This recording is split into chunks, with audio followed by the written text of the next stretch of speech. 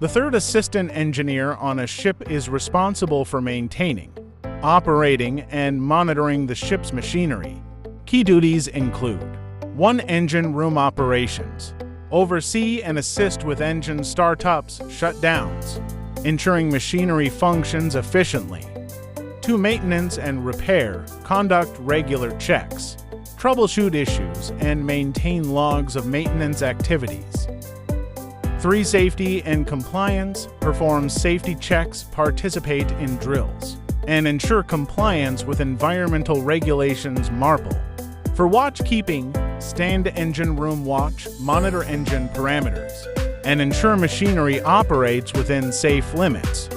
5. Documentation, record engine data and report machinery conditions to senior engineers. 6. Fuel and oil management. Assist in fuel monitoring and lubrication system maintenance. 7. Support and training.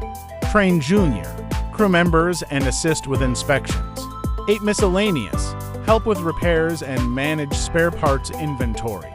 The third assistant engineer ensures the safe and efficient operation of the ship's technical systems.